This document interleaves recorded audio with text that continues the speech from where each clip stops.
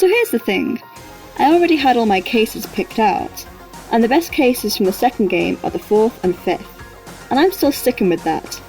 Those cases are, without a doubt, some of the most inventive Danganronpa has to offer, and really show how amazing the series can be at its best. But I've also decided to do a video on the first case. It's not as groundbreaking or mind-blowing as the 4th and 5th cases, but honestly, it's still really good. I think that this case is often underrated or forgotten, since it's not the best or even second best in this game. But when I was replaying it, I found that I had a lot to praise about this case, and wanted to share my thoughts. So, here they are.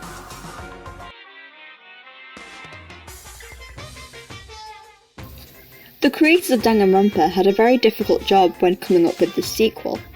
Part of what made the first game so fun and interesting is that there was nothing else quite like it, and because of that, people didn't really know what to expect from it. A player would go in completely blind, and be constantly surprised by the ridiculous Danganronpa-esque plot twists and vibrant characters. But they didn't have this for the sequel. People at this point knew what a Danganronpa game was like, they knew what to expect. They knew that a selection of talented students will go on to Hope's Peak Academy and be forced into a killing game by a charismatic robot bear. They knew that the murder cases will be interesting and full of twists. So what do you do when your audience already expects these massive twists and ridiculous events? Well, you give them bigger twists, more eccentric characters, and most importantly, you give them fat byakuya. The fact that the player already comes in with certain expectations means that the creators can manipulate them, give you something completely different and surprise you, while still being completely Danganronpa. While the prologue to this game is quite long, I think it's brilliantly done. I love the dramatic switch in locations from the school to a deserted island. I love the way they combined meeting all the characters with exploring the environment, and I love how the whole opening is an in-depth setup for the twists at the end. While the happy lovey-dovey school trip that is set up at the start of the prologue obviously isn't the full game, because it's a Danganronpa game, they keep it up for so long you start to gradually accept it. You think, is this bunny really gonna replace Monokuma? And at first, it looks like she is. The fake opening is a really good way of doing this. A fake opening is something that I've only seen a few times, but I love it each time. It's just that extra time and effort they put into misleading the audience. And more than anything else in this prologue, I love how hesitant and paranoid Hajime is. It immediately draws us to his character, since we share the same uncertainty about these events. And I love how he slowly warms up to the idea of everything being fine, as we do as well. Okay, let's put the prologue to one side now and get on with the actual case. This first case is full of surprises, and does a really good job of subverting the player's expectations. Let's start off with everyone's first big question when playing this game for the first time. What is going on with Byakuya? Why is he here? Why doesn't he remember the first killing game? Is this a prequel, not a sequel? But then how come he doesn't know anything in the first game? And why is he suddenly so fat? It's so good.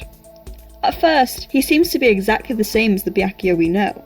He looks exactly the same apart from his weight, and has the same poses in his sprites, and is still the ultimate affluent prodigy with the same backstory and same attitude. His dialogue also seems extremely similar, some lines even directly mirror things he said in the first game. But then, gradually, you start to realise that this person is actually very different from Byakuya. We learn much later in the game that this fella is actually the ultimate imposter, who's only posing as Byakuya, but you could pretty much deduce this from his actions in the first chapter alone. Well, maybe not the ultimate imposter bit, but it becomes clear that this is not in fact Byakuya. This person, while carrying the same superior attitude, takes a completely different role within the group. The real Byakuya said, "Every man for himself," and fucks off. But this Byakuya is the one who steps up into the role of the group's leader, and does everything he possibly can to keep everyone safe. While everything this guy does is done in an extremely Byakuya-esque way, they are not very Byakuya-esque actions. God, that was the weirdest sentence I've ever said. I really love the fake Byakuya in this chapter, and all my expectations were completely flipped on their heads when he ended up being the first victim.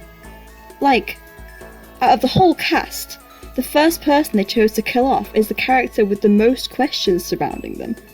The player at this point will have spent so much time questioning who this person is and why they are here, and for the creators to just pull the rug out from underneath all of us and kill him without giving us any answers to our questions is so rude and unexpected. To be perfectly honest, I would have preferred there to be a little bit more revealed about him later in the game when it came up. But that's a then problem, and I think that killing the only character who appears to be from the first game in the first chapter is brilliant. Then we have the other main way Danganronpa subverts our expectations in the first trial.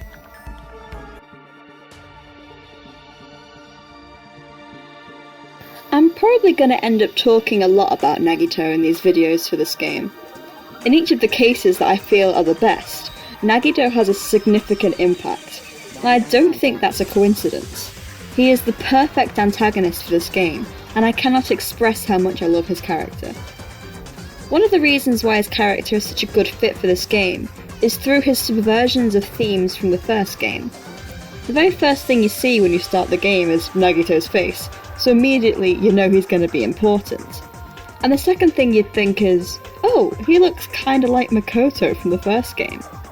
This connection alone makes Nagito seem like a trustworthy character, but his connections to Makoto don't stop at his appearance.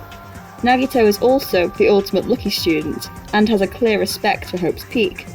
And in both the original Japanese and the English dub, Nagito has the same voice actor as Makoto. I also really love how, in the character introductions, Nagito tells you about each person from the research he did, just like Makoto did in his inner monologue in the first game. To top it all off, Nagito does a few mini-speeches in the first chapter about hope, optimism, and trusting each other. But while Makoto was able to unite the group with his hope speeches, Nagito just gets pushed to the side. Nagito is perfectly set up to be the Makoto of this game. The similarities are far beyond coincidence at this point. But Nagito is not the Makoto of this game, as we find out when he shows his true colours in this trial. And oh, what colourful colours they are. Nagito is what you would get if you dialed Makoto up to a Junko level insanity, and then threw in some fucked up events into his backstory just for the hell of it. Nagito is so obsessed with the Danganronpa concept of hope that he decides that he wants to start the killings. He feels that everyone's hope can only get stronger and more powerful through overcoming difficulties. And since he has absolutely no respect for himself, he decides that he would willingly kill a classmate and get killed in return, just so that everyone can work together, overcome this hardship, and become stronger because of it. Forgive me if I gloss over Nagito's belief and backstory at this current moment. I have 2 other case essays to mention it, as well as discussing them more in detail in my character ratings. So, Nagito makes a plan. He sends Byakuya a threatening note which pushes him to arrange a party that night, in order to keep everyone together and prevent a murder. But throughout all this, Nagito is subtly manipulating his actions. He suggests the old building for the party. He suggests that it needs cleaning, and conveniently gets picked for cleaning duty. And he uses his time cleaning to set up his murder. He sets up the blackouts, hides a knife under the table, paints it with glowing paint so that he can get it in the dark, stands near the lamp's cord so he can guide himself to the table. I feel like if this were a Danganronpa 1 case, the trial would have stopped here. But despite all this, Nagito is not the murderer.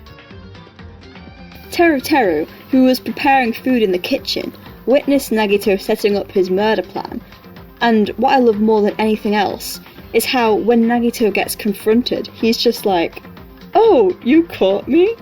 Ah well, I'm still gonna go ahead with my plan. Stop me if you feel like it." Nagito is more excited than anything else. If Teru were to intervene in his plan, the mystery would get even more convoluted and interesting, and Nagito is all for making the trial as testing as possible for the other students. So, long story short, Teru goes under the floor and sees the glowing paint of the knife. Thinking it's Nagito trying to kill someone, he stabs.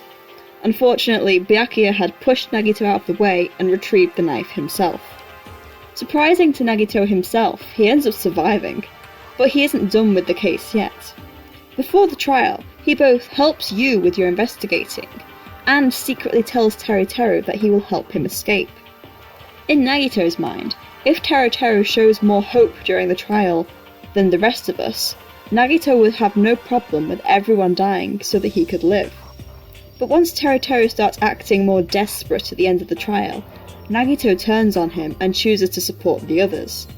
I really enjoyed his flip-floppy nature during this trial.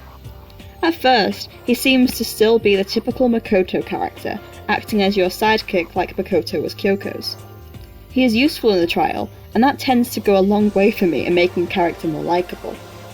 Then there's his big reveal. The clues lead us to suspect Nagito, and when he's cornered, he just...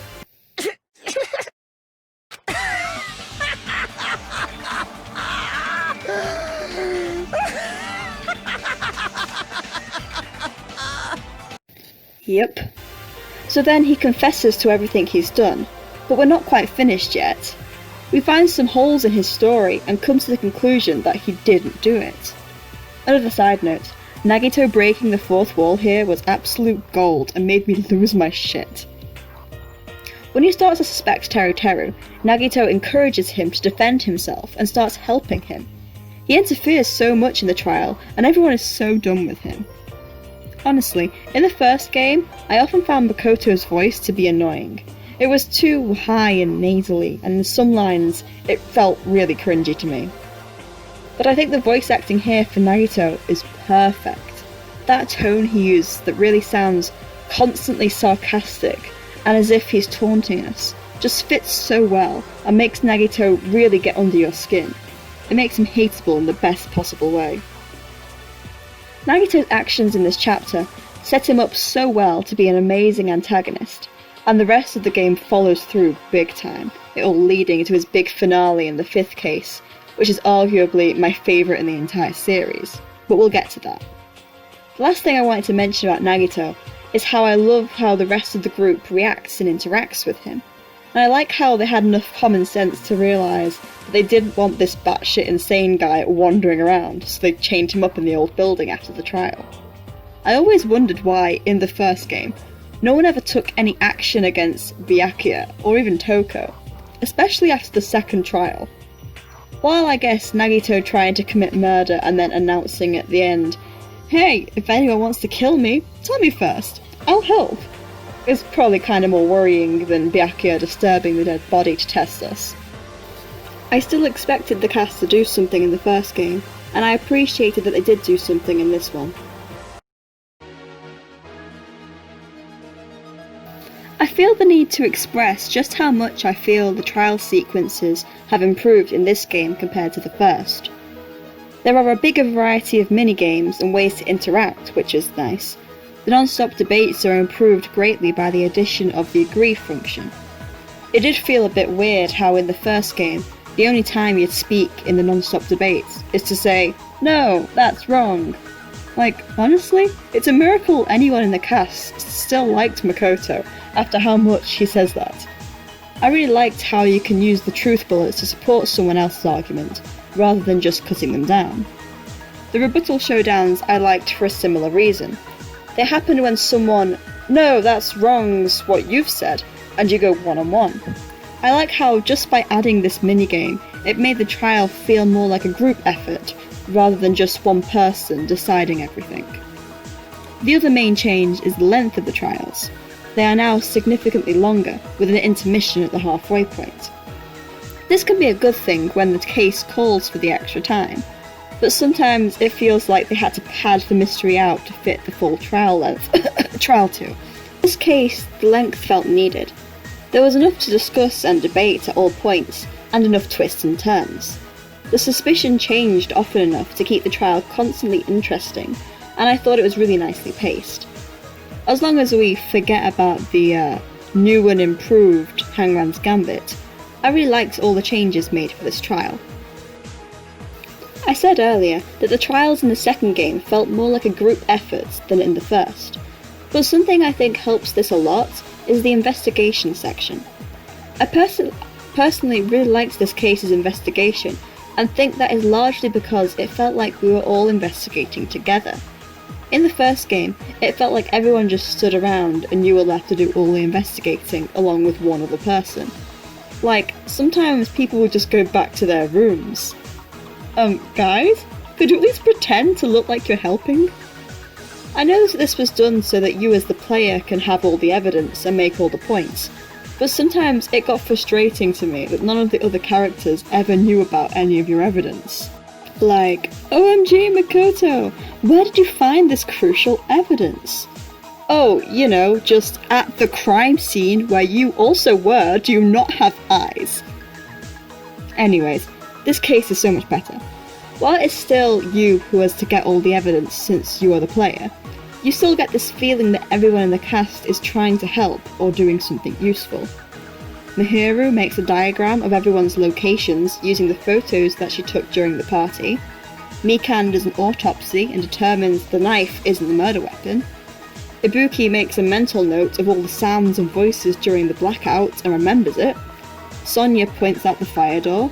Kazuichi goes to check on the breaker and subsequently drills Pekka about her whereabouts. Even Gundam, who is only trying to find his earring, ends up being extremely helpful when he finds out that you A, can't get onto the floor from outside, B, finds the passage in the storage room and also finds glowing paint under the floorboards. It's a good way of including everybody in the first trial when there are still so many people alive, while also giving interesting perspectives on their characters. I think that this trial is good because it has all of these little bits that are great. The subversion of expectations, the pacing, the improved minigames, the Nagito twist, the collaboration of the group as a whole, and a decent mystery. However, you could say that this case doesn't live up to its full potential because of the actual killer. Before the murder even happened, I suspected that Teru would do it. I feel that maybe the Nagito twist flew over my head because I was focusing on Teru. I was like, he's going to be in the kitchen all day preparing food, and preparing the murder, and I think the fact that he's a very unlikable character to begin with makes me want it to be him more. In Danganronpa, I am always more surprised by who the killer is when it's someone I like. Because I don't want them to die, I feel that I subconsciously don't suspect them, and then I am more shocked when it turns out to be them, because my emotions literally wouldn't let me consider them as a suspect. But when I hate a character, I will think about every option of how they could have done it. So as soon as Byakuya died, I immediately went, Teru was in the kitchen, Teru is suspicious, and came up with a big list of things that could point to it being him. So once Hajime accuses Teru, I wasn't surprised, I was happy. But it wasn't like a big oh snap moment. It was about fucking time moment. Saying this, the fact that it's the first trial and we aren't super connected to the characters yet makes it seem more reasonable, and I don't hate the fact that it was Teru. But he isn't the interesting character in this trial. Nagito is. He's the one coming up with holes in our argument and actually making decent points. Teru just gets a bit panicky and switches to a country accent. This wasn't the trial's finest moment. It felt like they were trying to redo Celeste's breakdown from the first game, where because she's under so much stress, she stops putting on her fake accent and resorts back to her normal voice. Since the fact that Celeste's name was fake had come up with a few times before, and it was clear that she was putting up a facade, the change in her accent felt earned, and once she was completely cornered, she let the whole act drop for the final section of the trial. But Teru's switch in accent comes completely out of nowhere, and is so weird and annoying. He's mentioned like 1 or 2 times that he's a big city chef, but he's actually from a small country diner. But I felt that the change in accent was just thrown in last minute for, I want to say comedy? And the fact that Monami was translating was so stupid to me. Like, his accent wasn't that hard to understand, especially with the words literally written underneath him. And Monami translated so goddamn slowly, I found it almost as annoying as the actual accent. But the thing that pisses me off the most about it is that he reverts back to his city voice for the serious bit before he's executed. Why would he do that? In his panic, he reverted back to his original country accent. But then, when he's telling us about his mum and the Hanamura diner, why would he go back to the fake voice? Like, you're not fooling anyone. We already know that's not your accent. I don't know. Let's end this section on a high note at least, with some other random bits and bobs I liked about this case. I really liked the hints about Peko and Fuyuhiko's relationship, and the fact that they already knew each other. The fact that Peko is the one who Fuyuhiko tells that he's not coming to the meeting or not coming to the party, and that Peko is the one who tells her about the party. I liked how in the trial, when Peko says she had a really upset stomach during the party, he's the one who seems the most worried and brings up the idea of her being given some laxatives. Like, just little moments like this make the reveal in the second trial much more grounded. Like I've said in a previous video, I really liked how Mikan's fanservice tripping over wasn't completely fanservice and ended up damning Teru because of his pervy nature. Speaking of Teru's perverseness, I liked how other members of the cast actually called him out on it. It used to annoy me in the first trial when Hifumi would say something inappropriate and everyone would just ignore it. But I liked how this cast of characters has enough strong personalities that Teru actually gets called out for being an insufferable pervert. So overall, I really like this case. It's certainly not the best Danganronpa has to offer, but I think it's a perfect first case to this game. It shows through many little details how the second game can and will improve upon the first. It does a great job of introducing and including all the different characters, which is super important since the thing most people praise about the second game is the fact that the characters are so interesting and likeable. While the killer is slightly obvious, at least it's a massive step up from Leon obvious. Thanks for watching, I hope you enjoyed this. I should be back with more, hopefully, we'll see. Ayo.